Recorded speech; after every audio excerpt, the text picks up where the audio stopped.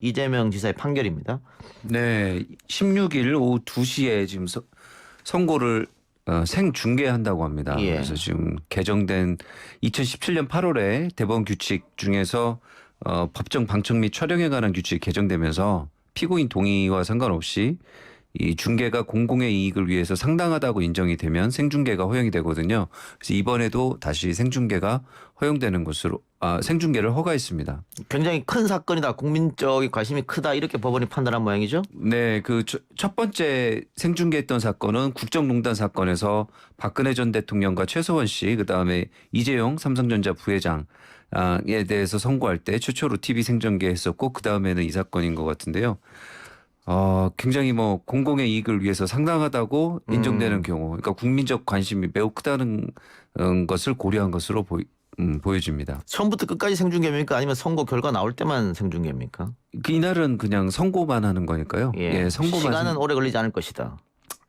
네, 그럴 수 있습니다. 다만 이제 그 사안의 중요성을 감안해서 이유를 좀 설명할 것 같습니다. 예. 그때도 국정농단 사건에서도 상당한 시간을 이유 설명에 할애를 했었거든요. 예. 예, 이번에도 좀 그런 기대가 되고 있습니다. 예. 자, 이재명 지사 모레 만일 유죄가 나온다고 하면 정치인으로서의 인생도 사실 어렵고, 왜냐하면 10년간 피선거권 박탈이기 때문에 10년간 정치를 못한다는 얘기지 않습니까? 네. 게다가 금전적으로도 한 30억 원이 넘죠. 지금 거의 39억여 원 됩니다. 39억, 예. 40억 가깝네요. 네네. 그 돈을 다시 이제 국가에 내야 되는 거 아니겠습니까? 네네. 선거 동안 보존 받았던 금액. 예. 그렇기 때문에 개인적으로도 파산의 가능성이 크다. 예. 지금 재산 공개한 거 보니까 30억 조금 넘더라고요. 네네. 그럼 전 재산이 다 이제 국가에 헌납해야 되는, 헌납이 아니죠. 국가에 내야 되는 그런 상황이기 때문에 예. 연령상 뭐 정치적으로도 경제적으로도 이제 뭐 좀 제의가 어려워질 수 있는 뭐 그 정도의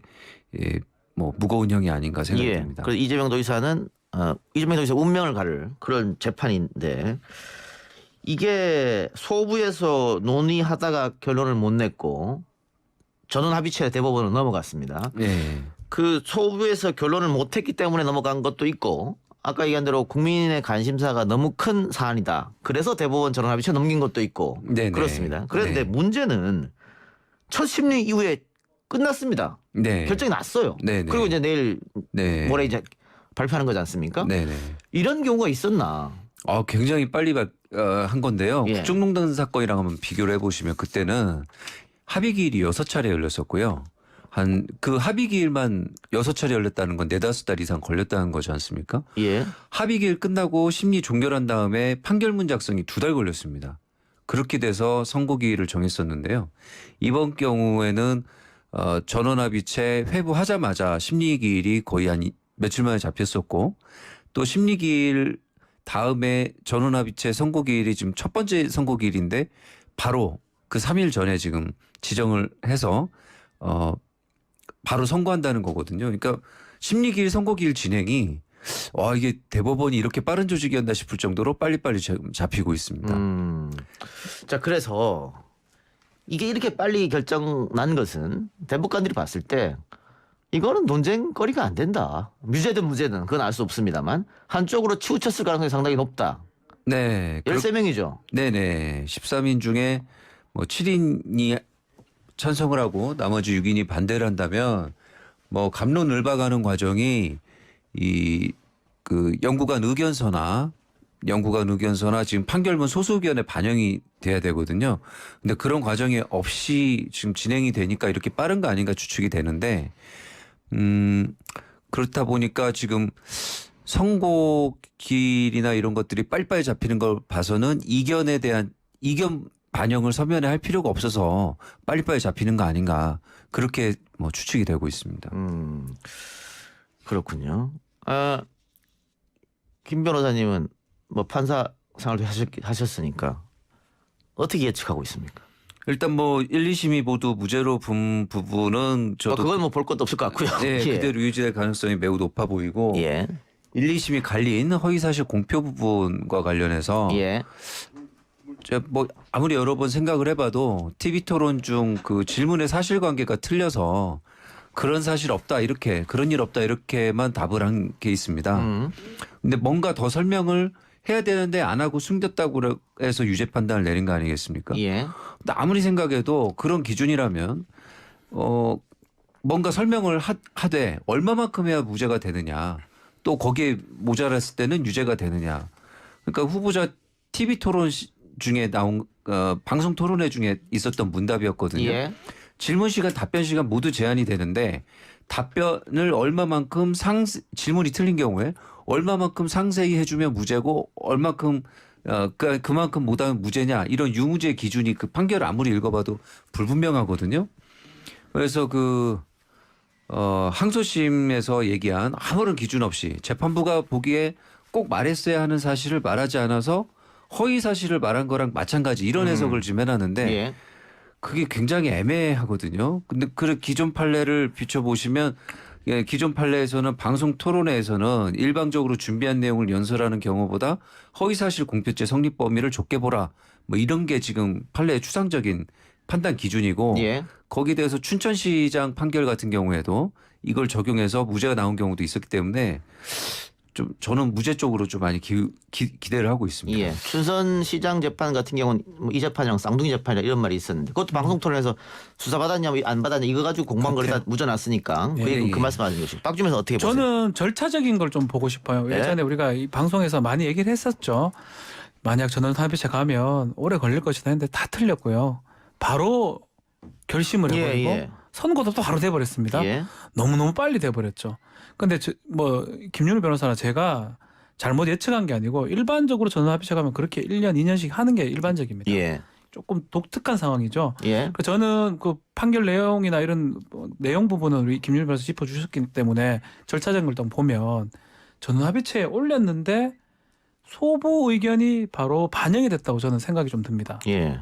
왜냐하면 소부가 올렸는데 전원합의체 재판 딱 한 번 하고 결심을 해버리면 예. 반대의 의견이라면 소부 대법관이 체면이라든지 이게 말이 안 되거든요. 그러니까 소부에서 올렸는데 뭐하러 이걸 올렸냐. 당연한 거 뭐. 그래서 저는 그러면 소부에서 4대 0이나 3대 1 정도 나왔다고 보십니까? 그래서 올렸고 전원합의체에서도 12대 1 내지 13대 0 아니면 11대 2. 원사이드로 끝날 것이다. 더 이상 뭐 얘기할 거 없다. 그래 판단이 됐을 걸로 저는 생각이 들고요. 그럼 소부에서 제가 알기로는 노정희 대법관으로 알고 있는데 누가 올린지 정확하게 저는 알 수는 없는데요. 노정희 대법관의 의견대로 지금 가는 게 아니냐 그렇게 추측이 되고 그 노정희 대법관이 그 쌍둥이 재판이라는 춘천 재판을 시장 했습니다. 재판을 했죠. 예. 그래서 저도 똑같이 노정희 대법관 의견대로 간다면 좀 무죄치지 아니면 100만 원 미만 뭐 그게 좀 가능할지 모르겠지만 그 판결로 좀 전 생각을 좀 합니다. 두 분은 법리적으로 분석해 주셨고 제가 정무적으로 분석을 합니다. 좋습니다. 예. 만주 변호사 한분 계시니까 여기. 예. 공개 변론을 요청했는데 받아들여지지 않았습니다. 그렇죠. 이지사 측의 요청을 받아주지 않았어요. 그리고 TV 생중계를 합니다. TV 생중계를 이미 결정은 났지 않습니까? 네. 그죠? 다 써놨을 거 아니에요. 결정 난 상태에서 TV 생중계를 해서 전 국민에게 유죄다. 이렇게 할까? 법원에서? 또 공개 변론을 안 받아준 것은 어차피 이 지사 쪽이 유리하게 판결을 할 거니까 공개 변론을 할 필요 없다. 이렇게 이건 법리가 아니고 정무적으로. 와닿는데요.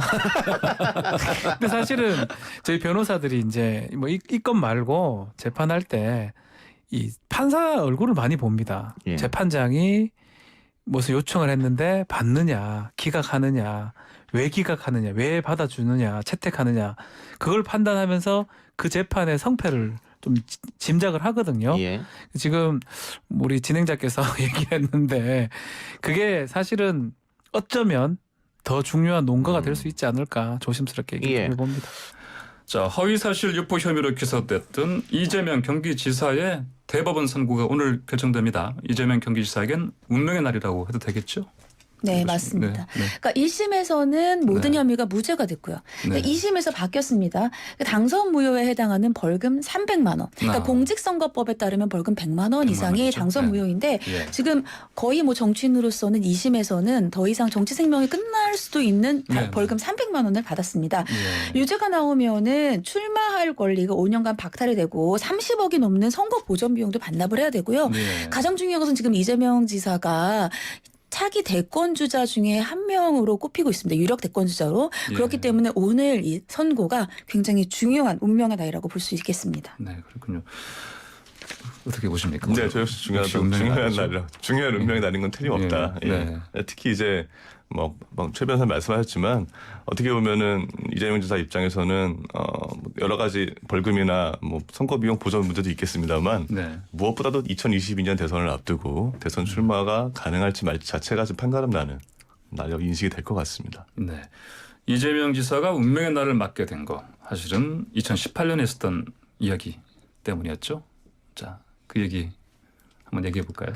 예, 일단 이 예. 지사 같은 경우 2018년 이제 5월과 6월 네네. 두 차례 이제 경기도지사 후보자 TV 토론회에서 네네. 이게 오갔는데요. 그 내용을 보면 형님을 정신병원에 입원시키려 했느냐라는 예. 이제 김영환 후보의 질문이 있었고 거기에 대해서 그런 일이 없다라고 답을 하셨고요. 예. 또 그 비슷한 질문에 대해서 정신병원에 입원시킨 것은 제 형수와 조카들이었고 저는 정치적으로 너무 시끄러우니 네. 하지 말자고 못하게 막았다 이렇게 말씀하셨다고 좀 네네. 되어 있습니다. 근데 1심은 아까 최 변호사 말씀하신 것처럼 이제 무죄로 봤는데 이게 이제 무죄로 본 취지가 이렇습니다. 이유가 뭐냐면 이제 미리 이 준비한 자료에 의해서 일방적으로 자신의 의견을 표현한 연설 예. 이런 것과는 다르게 예. 주장에 대한 반론과 질의가 굉장히 좀 즉흥적이고 계속적으로 이어진 토론의 특성상 네. 표현의 명확성에 한계가 있을 수 있다. 이런 취지로 이제 1심은 무죄로 본 것으로 보이고요. 예. 2심 같은 경우에는 이제 반대로 비록 그렇게 말을 했다 하더라도 어쨌든 그런 일이 없다라고 하는 말 이후에 이어진 내용을 살펴보면 전체적으로는 비록 어떤 구체적으로 어떤 허위사실 적극적으로 말을 한 것은 아니지만 전체적인 취지에서는 결국 허위사실로 보이기 때문에 네. 허위로 볼 수 있다 이렇게 판단을 했는데요. 여기에 대해서 이제 이 지사 지금 입장은 결국 상대방이 질문한 것에 대해서 일부의 사실을 진술하지 않은 것, 즉 부진술한 것이 과연 허위 사실을 적극적으로 공표한 것에 해당한다고 볼 수 있느냐라는 이제 주장으로 지금 상고를 한 것이고요. 네. 상고심의 지금 쟁점도 대법원 이 부진술이 과연 허위 사실 공표라고 볼 수 있느냐로 쟁점이 된 것으로 지금 나오고 있습니다. 네, 그러니까 저 선고가 바뀌면서 역시 이제 아까 말씀하신 대로 이제 이 정말 당선 무효 되느냐 마느냐 이런 액수로 바뀐 것 때문에 네. 사실은 이런 부분들이 이제 큰 주목을 받았는데 어떻게 보십니까? 이 바뀐 부분에 대해서.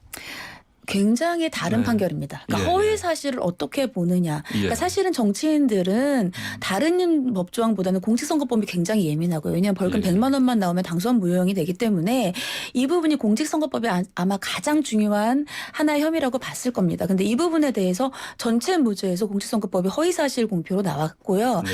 또 이 지사 입장에서도 그래서 최종의 의견에 대한 보충서까지 지금 공개를 했다. 이렇게 지금 언론 보도를 통해서 알려지고 있습니다.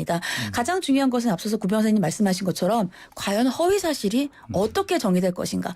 적극적으로 허위 사실을 얘기하지 않고 전체의 흐름상 또 본인의 질의에 순서가 있고 시간이 있는 이런 토론회에서 얘기를 한 것이 적극적으로 반론하지 않은 것이 과연 허위 사실인가.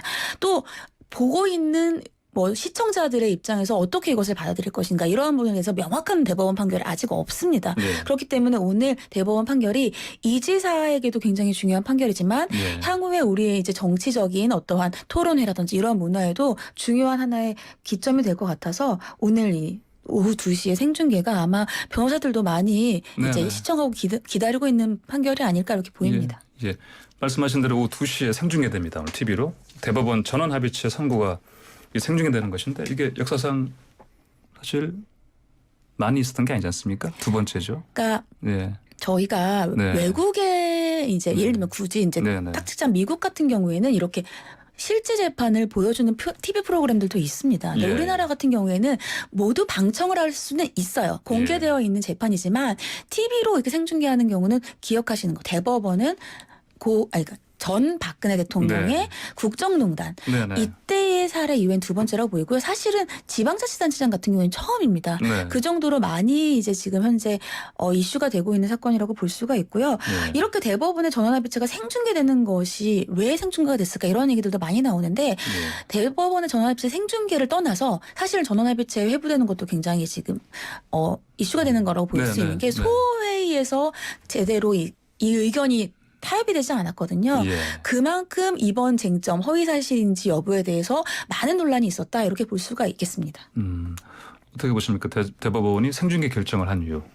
예, 일단 이 대법원이 재판 생중계 관련해서 뭐 나름의 기준을 가지고 있는데 이제 법원조직법 59조에 보면 원래 예. 법정 안에서는 재판장의 허가 없이 녹화, 촬영, 중계 방송 등의 행위를 못하도록 되어 있습니다. 네, 그렇죠. 이제 반대로 말하면 이제 재판장의 허가가 반드시 있어야 된다는 것인데 네. 이제 문제는 기존에 이제 법원 재판장들이 자신의 재판이 공개되는 걸 사실 대부분 꺼려해 왔기 때문에 네. 이런 일이 거의 극히 드문 일이었던 거죠. 예. 그래서 이제 뭔가 이 법원에서 법정의 모습 자체가 이제 공개가 되지 않다 보니까 사법 불신이 높아지는 가운데 너무 법원도 공개하지 않는 것이 아니냐라는 이제 비판이 많이 제기되어 온 것이 사실입니다. 그래서 네. 조금씩 이제 규정이 바뀌어 왔습니다. 보면은 그래서 좀 1982년도에 대법원이 처음 이런 어떤 공공 촬영에 관한 규정을 좀 마련을 했고요. 네. 근데 그거의 결과를 96년도 잘 아시겠지만 우리 국민들 3월달에 이 전두환 노태우 씨가 12.12 사태랑 비자금 사건으로 법정에 섰던 모습을 네. 보셨을 것으로 생각이 되고요. 2013년에 이제 변론 부분도 이제 공개를 할 필요가 있다라고 해가지고 재판장이 허가를 해서 네. 당시에 대법원 변론 최초로 방송된 적이 있습니다. 그 사례는 3월에 그 한국인과 결혼했던 베트남 여성이 예. 남편의 동의 없이 생후 13개월 된 자녀를 데리고 출국했던 사건. 거기서 대법원 변론이 사법사상 이제 처음으로 공개가 됐습니다. 그래서 점차 이렇게 이제 공개가 조금씩 되는 추세였다가 예. 이제 최 변호사 말씀하신 것처럼 지난 국정농단 사태 때 생중계가 됐고요. 사실 대법원으로는 두 번째지만 재판으로 보면 네 번째입니다. 네. 그래서 국정농단 1심 때 처음 이제 생중계가 됐고요. 국정원 특활비 사건 1심 때도 예. 공개가 됐었고, 이명박 대통령 다스 사건 그리고 박 전 대통령 국정농단 사건이 그 네 번째까지 왔고 이제 이원 사건이 네. 다섯 번째 사건이라고 할 수 있고 어쨌든 이 사법 불신에 대한 국민적 비판에 대해서 적극적으로 법원이 대응한다는 측면에서는 전 바람직한 측면이 있다라고 생각을 합니다. 네, 알겠습니다. 변호사들 조찬 파티 여기까지 하겠습니다. 감사합니다.